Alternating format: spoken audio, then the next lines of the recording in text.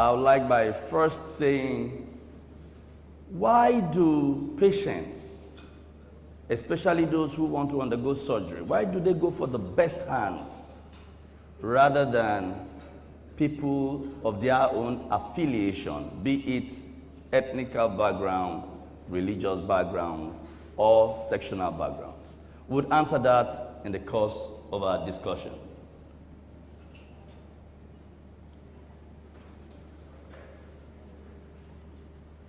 I'll be speaking on borderless politicking today.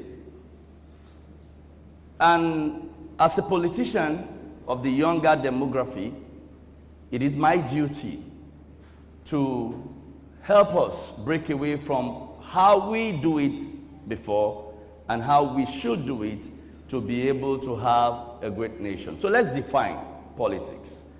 I'll take my definition from a very rare angle. An American comedian by name Groucho Marx did say, politics is looking for trouble, finding it everywhere, diagnosing it wrongly, and bringing up remedies, wrong remedies. That's what politics is, by applying the wrong remedies. That's his definition.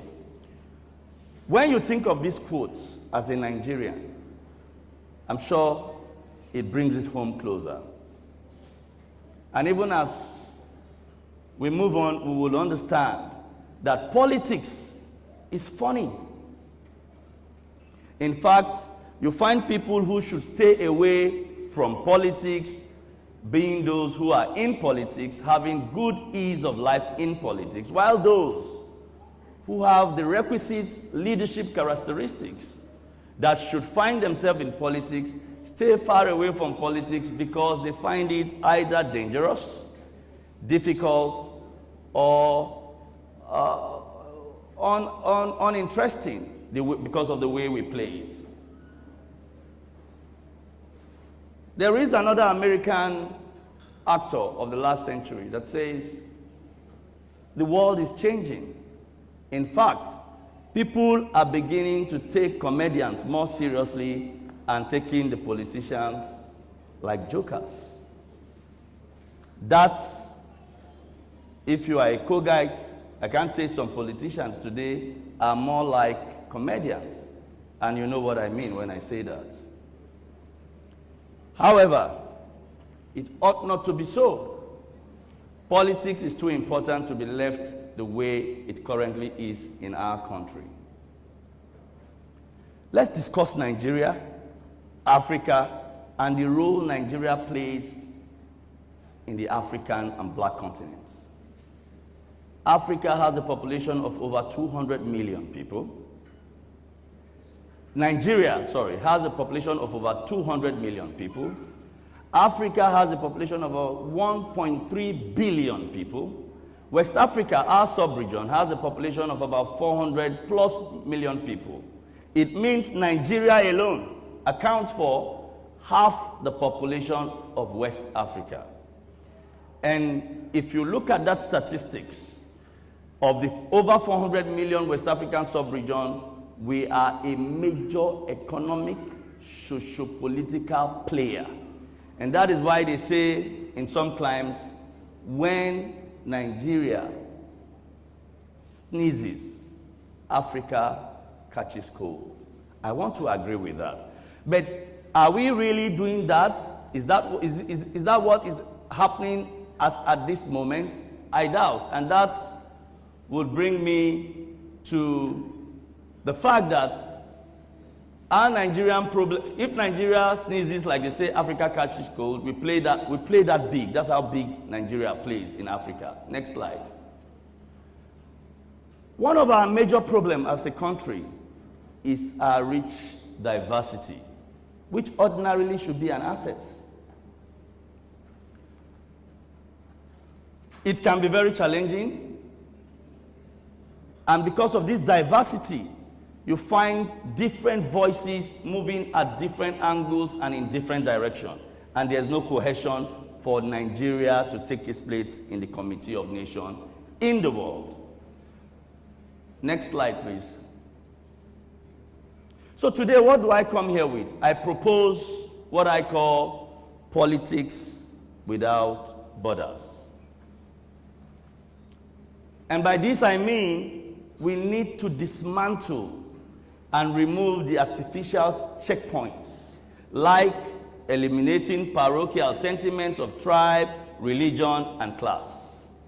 Borderless politicking sees the merit in a person and not where they come from, how they worship, or the circumstances of their birth.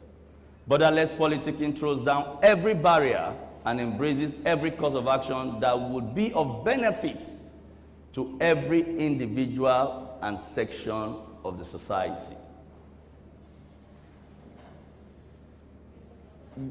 Next slide, please. So I'm here to advocate for this new kind of politics and to recommend that it becomes our main strategy to leapfrog this nation to good governance via forthright leadership. I ask that we do it overnight, if possible, because there is no time to check time. Next slide, please. Next one. We can gain a shortcut to national unity if we succeed in breaking down the walls of dirty politics, which fosters mutual distrust. Among our demographics, and I'm talking to the younger generation, because like they say, you are the drivers. It may seem overly optimistic to believe we can get rid of politically induced division. But it is simple if we agree to work together. When we realize that we have no choice but to amputate the things that divides us, or the nation dies, we realize just how much we are capable of when push comes to shove.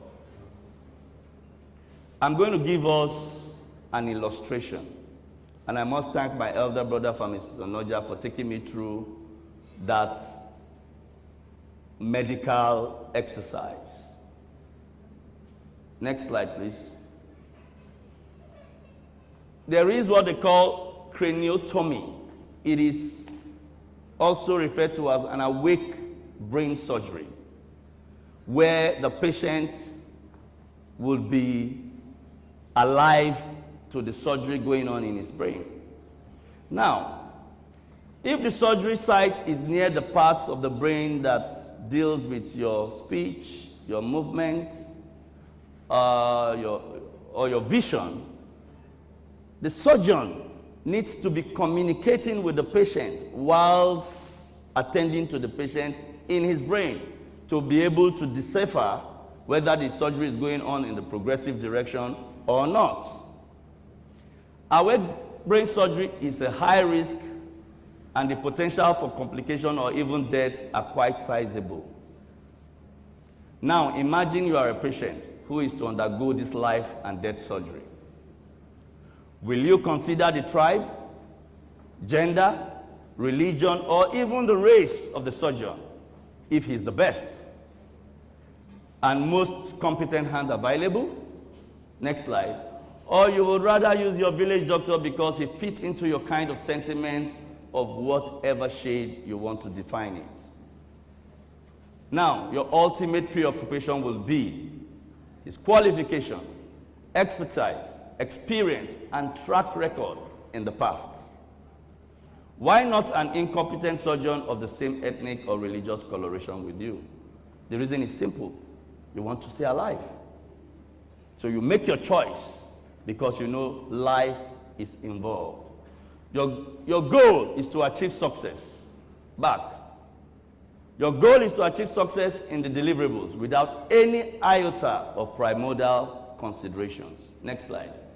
This is the fulcrum of the mindset we advocate for borderless politics, of engagement in the selection or elections of our leaders. We can only get it right if we promote this trend of meritocracy over mediocrity. A case in point is very familiar with most of us. In 2015, a 39-year-old young man damned all the factors mitigating against leadership selection through the ballot box, along with his team, of which I was part of. Journeyed through the length and breadth of Kogi State, he practicalized the concept of borderless politics and was able to supplant vested interest in the state. The result is what we have today, spanning through 2 tenures and hopefully beyond. It's also important to state here that those same concepts and practices which have benefited Kogi State are totally scalable to the larger Nigerian polity. I strongly believe the future is bright for our nation and the black continent of Africa, but it is you who can make it happen. Today, I hear drums of war across the land. From the south-south, to the southeast, to the northeast, to the northwest, to the southwest. Drums of war. Borderless politics is here. We have 2 options. We must ensure it, or we lose our nation.